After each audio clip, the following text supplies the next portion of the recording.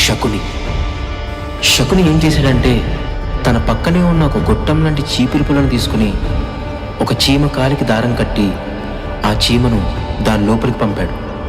ఆ పుల్లకి ఒకవైపు అన్నం మెతుకు పెట్టి మరోవైపు తన వేలుతో మూసేశాడు.